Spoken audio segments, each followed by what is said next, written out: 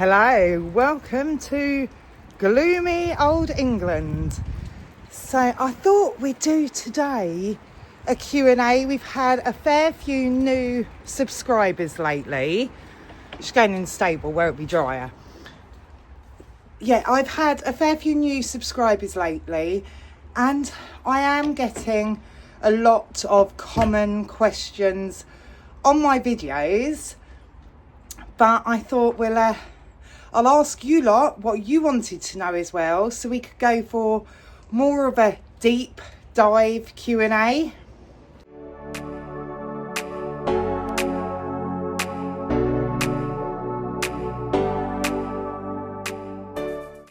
Put you up there, see if this works better.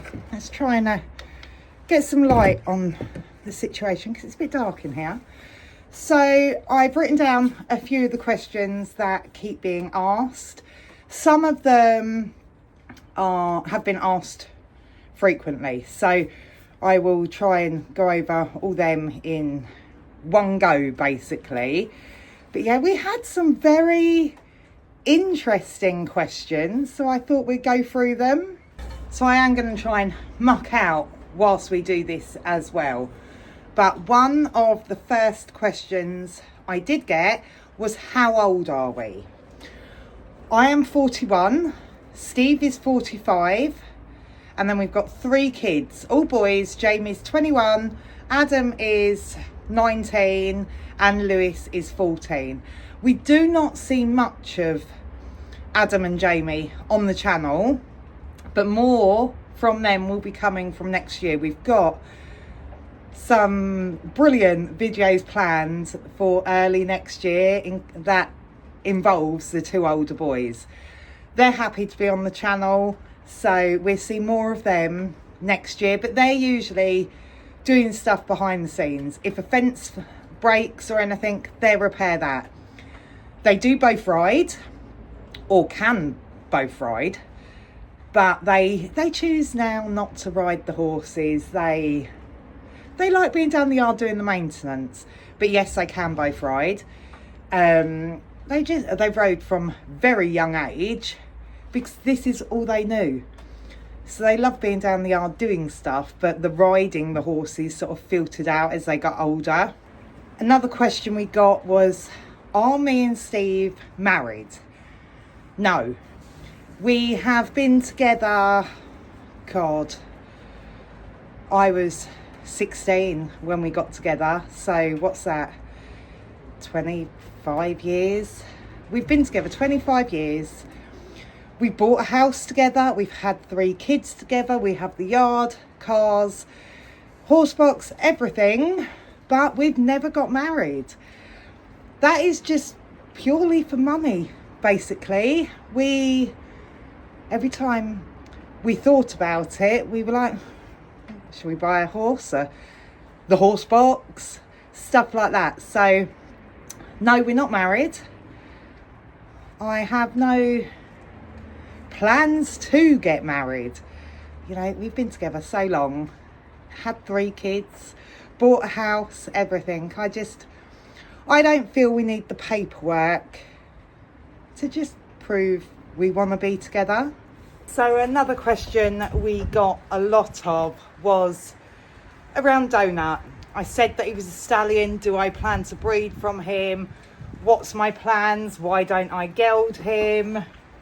And all that. So let's go through that. Yes, Donut is a licensed stallion. He got his stallion license earlier on in this year. I plan to keep him as a stallion. He's not kept as your typical stallion. When you think of having a stallion, everyone suddenly thinks they've got no life, they're stuck in the stable, they're turned out on their own, no friendships or anything. I like to try to keep mine completely different. So yes, he is a stallion, but he gets turned out with my gelding Gambler, and they get on absolutely fine. I will continue this to happen for as long as I possibly can. He is 3 years old now. Gambler is 10. Gambler is a gelding now, but he wasn't cut till late, so he's actually quite boisterous and is the more powerful one out of the two of them. But yes, they get turned out together. I don't like keeping horses on their own. Willow, my other horse, is only turned out on his own because he's a miserable sod, but he never was before. He always had someone to turn out with until he done his suspensory. So yes, Donut is a stallion. He gets turned out with Gambler. I plan to keep him as a stallion. So why do I have him as a stallion? What are my plans for him? I plan to do Royal International and Horse of the Year show qualifiers with him. Sadly, it is more often than not that stallions win, because the stallions have the presence, they have the drive, they have the energy. They win for a reason, because they're very good at their job, and it shows in their ridding show. So I plan to keep him as a stallion purely for the ridden side of the shows that I want to do. I'll come back in here because it's drier than out there. So yes, he is not the first stallion we've owned. Not everyone can keep stallions because livery yards don't usually allow them. We rent our own yard and I can have a stallion. That's fine. What would happen if we lost this yard? My whole plan, if we lost this yard, is to buy a house with land to have them on in our back garden anyway. So, but I am always open to, if the time come, if I needed to geld him, I would. Gambler was always going to be kept as a licensed stallion.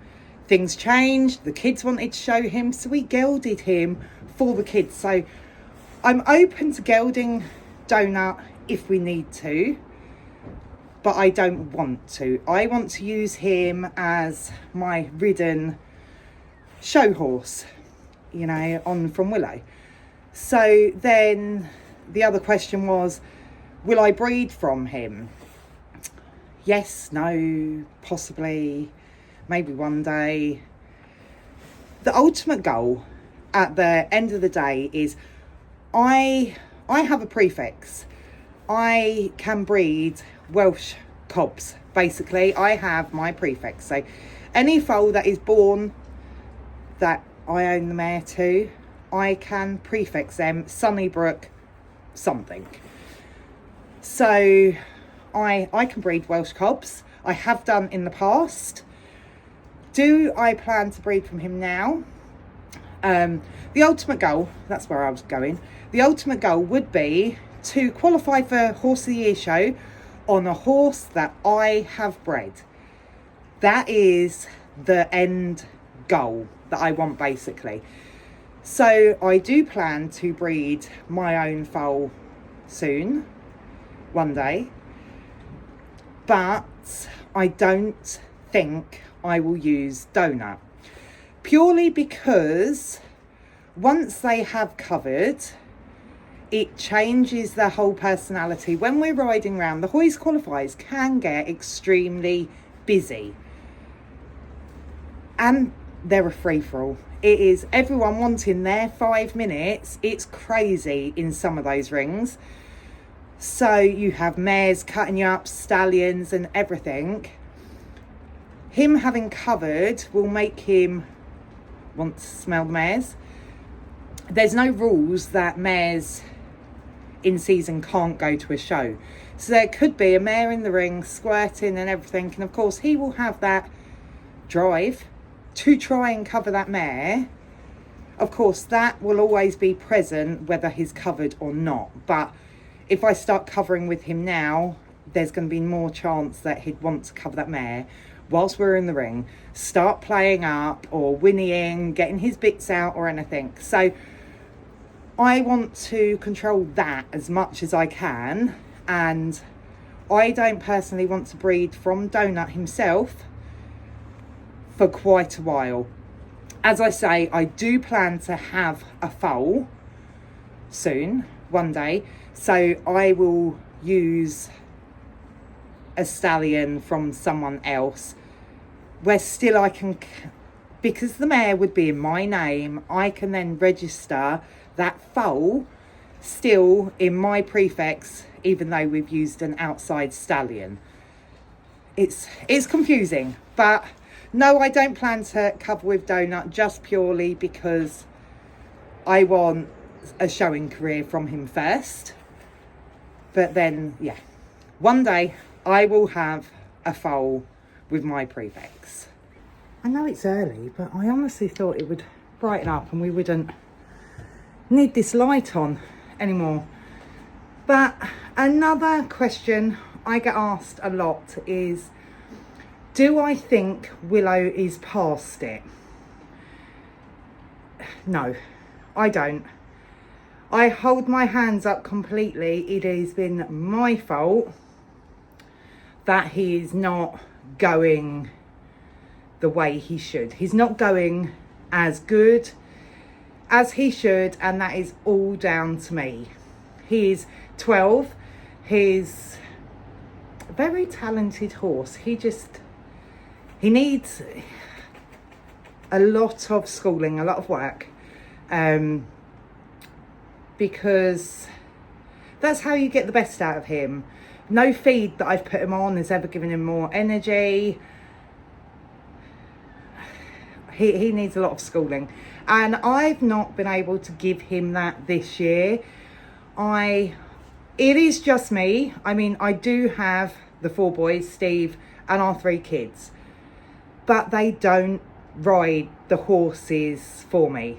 They don't school the horses. Steve will hack them out. Lewis will ride sometimes. They don't school the horses for me. So just me trying to deal with 5 horses, I have worn myself too thin. I can't do it all.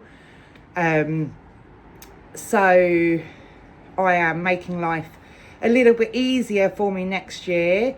I'm going to change some things, which I will come back to again in a little bit in this video. But yeah, this year has been crazy.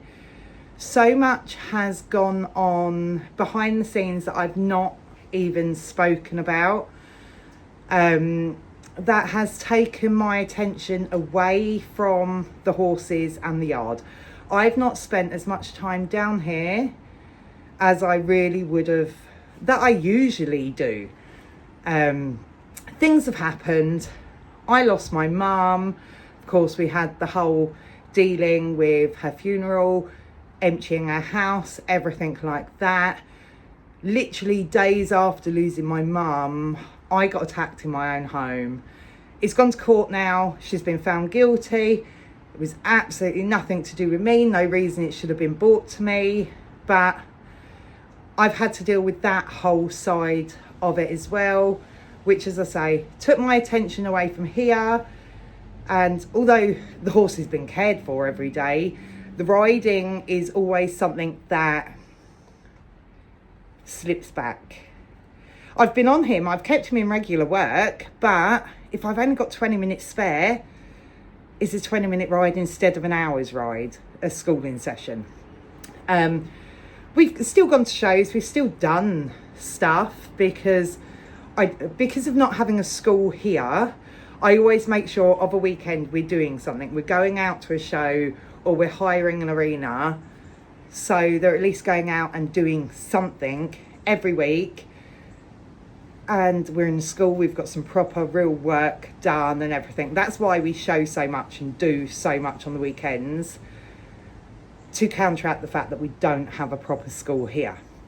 So no, I don't think Willow has passed it. I think I have slipped with his schooling, and I plan to, hopefully, fingers crossed, nothing else goes wrong in my life, and I plan to really focus more on him this year. As I say, things are going to change so that I'm not so stretched.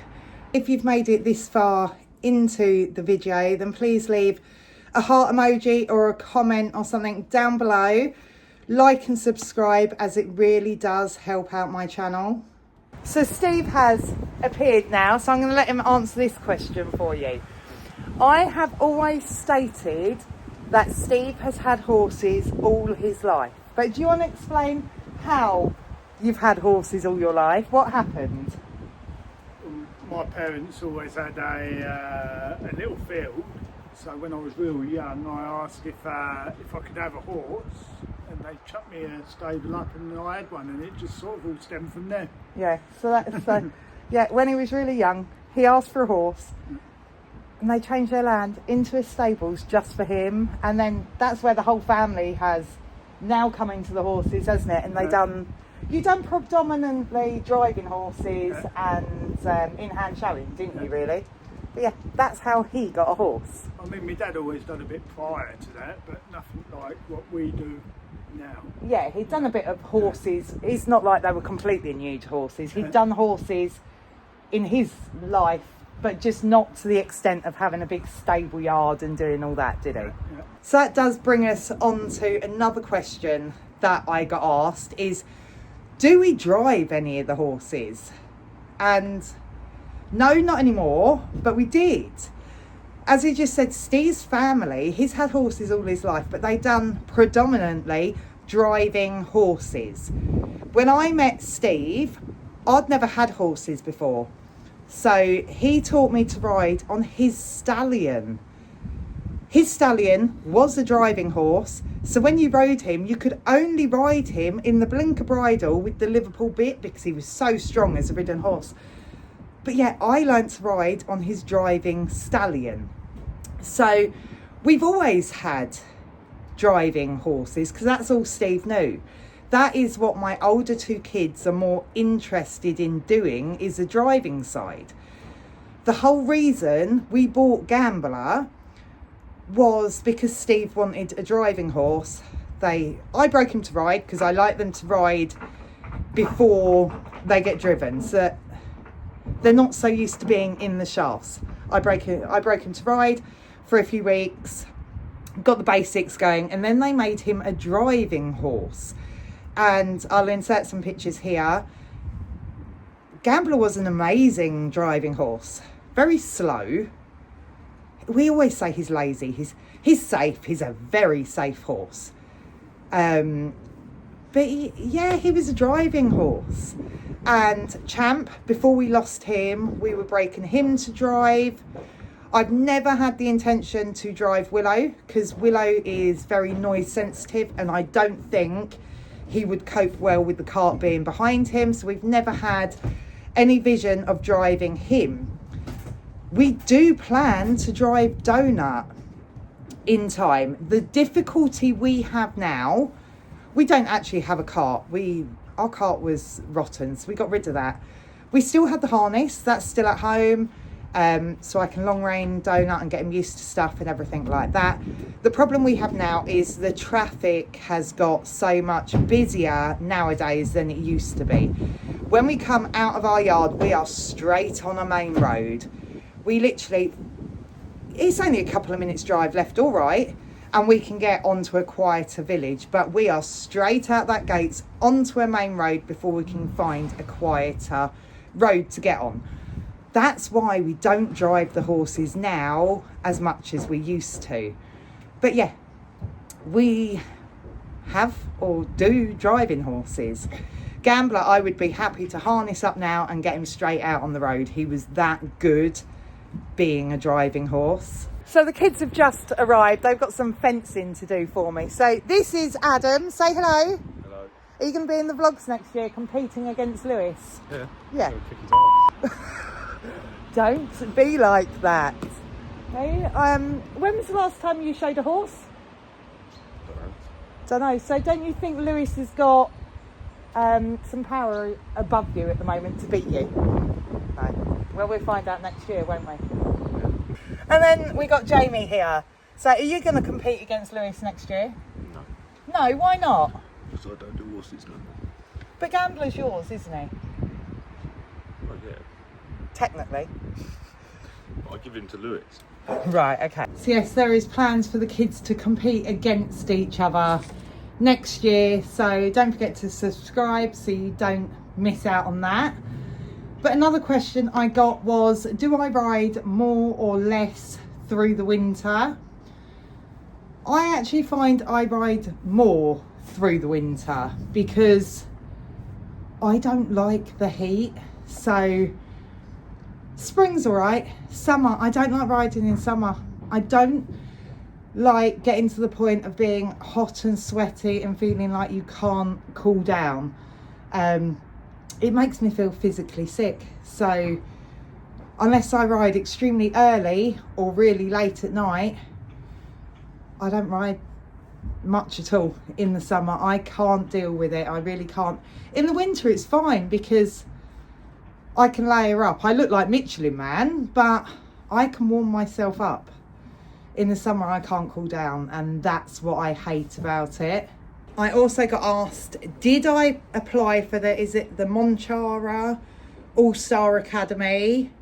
No, I didn't. I got tagged a lot in it, and I did look at the requirements of it, and I can't jump confidently enough. So I didn't feel it was something I could do.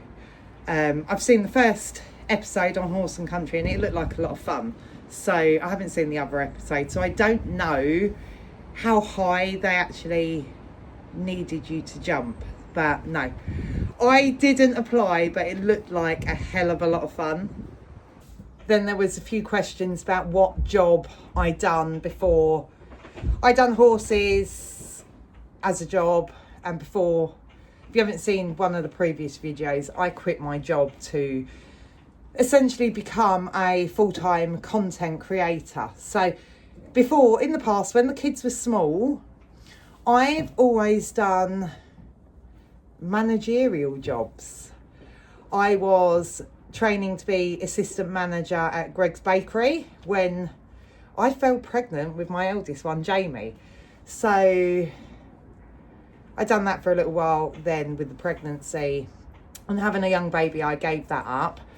And then I went into being an assistant manager at the local leisure centre, and that's the style jobs I've always done. But it was hard. With young kids, it was just so hard for other people to take them to school and do stuff. So I wanted a flexible job that I could do around my kids. So I went to work with horses because that's the only other thing I knew to do. And I could get up early, go do a yard whilst my kids were in bed, Steve at home, go do a yard and then come home. He'd go to work, I'll take the kids to school. Then I could do my horses in another yard at lunchtime and then pick them up from school and, you know, do more in the evening. That's why I went into horses. And then another question was like the pros and cons, the downsides and everything of being now a content creator. And yes, there is lots of highs, lots of lows. I will go more in depth with being a new content creator. Is it worth it? What's the money like? I will do all that in a separate video answering that question. But on a roundup, I'm enjoying it. And would I go back to now a normal job? Probably not. But yes, that's what the jobs that I used to do before horses was managerial jobs. Then I went into working with horses. There was another question, how many horses do I have? Have I sold any? What is my favourite horse? So I have 5 horses, 4 Welsh Section Ds, 1 mini traditional cob. Have I sold any? Yes, I've sold quite a few. I've had quite a few horses in my life that have been sold for various reasons. I have on the channel years ago, when I was very first starting out, I done my riding journey, but I didn't go completely in depth of it, because when you're a new creator, you don't want to, no one knows who you are, so you can't go too in depth of it because truthful. No one wants to listen. No one knows you then. So I might have to do an updated riding journey that goes into the complete depths of it. But we have sold a few horses, not in a dealer kind of way, but we've bought horses that were right for me at the time. And as I've grown as a rider, that horse then wasn't right, so we sold that one. We come into this doing horses with no money whatsoever. So every horse that we've had, we've bettered in some way, sold it for a little bit more, so we had more of a budget to buy the next horse. So it's always been stepping stone horses to get me to where I am now. Do I feel I need to sell any of these to become an even better rider? I don't think so, not at the moment. The selling of them has slowed down because I'm now buying horses that I think we can grow together. But yeah, I think I'll do more of a riding journey, our journey with horses in general. I think I might make another video of that because, as I say, we've had quite a few horses that took us all down different paths and everything. So I think I'll go in more depth in that at a later vlog.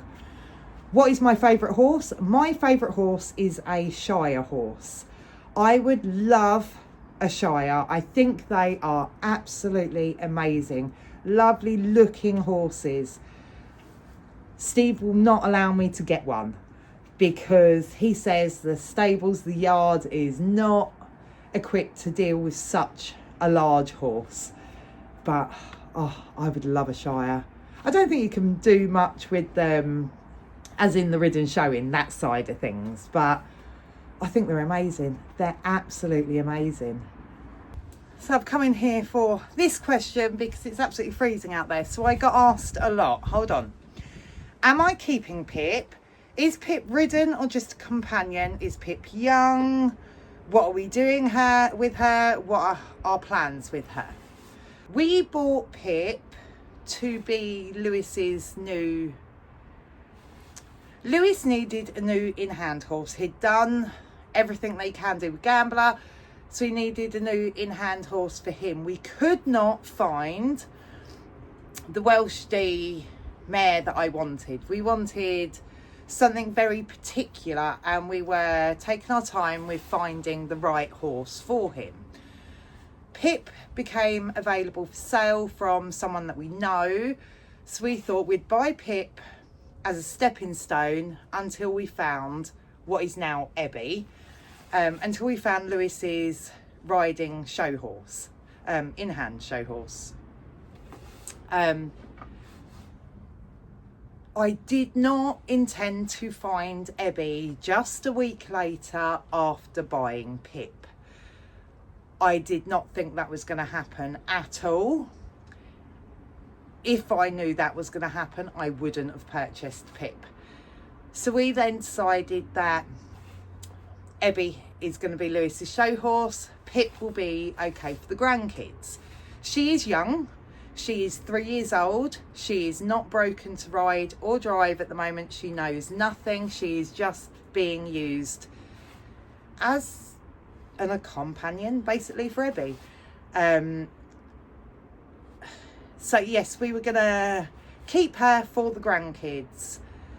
The grandkids are only 3 and 1. They are not into horses as much as what my kids were at that age, because my kids were here every day with me from the day they were born, basically.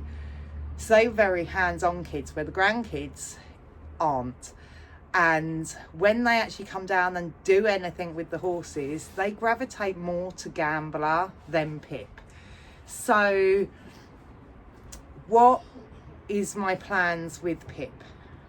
As I said earlier, I've been stretching myself, wearing myself thin over all the horses. So to help with time, financially, everything, I do think Pip will be for sale. Finding her the perfect home will be more important to me than anything. I'm in no rush to sell her or anything like that. She is amazing. She really, really is amazing, but I am limited with grazing. I'm limited with time and finances as well. We are just normal people with a normal job. I haven't got millions of pounds in the bank to keep every horse. As much as I would like to, I'd keep her for no reason. She's absolutely amazing. She's no problem at all. I don't know. I don't want to sell her, but I can't keep her. I can't do them all. I really wish that we could, but financially, I can't do them all. And stretching myself thin with the others. I have dreams and goals on what we're doing with the other ones, and they need my full attention. So I love her to bits, but she's so friendly. She's such a good horse. She needs a child to love her, and so that they can be best friends. But yeah, Pip, I'm afraid, will be looking for a new family to love her. But it's finding the right one. It really is.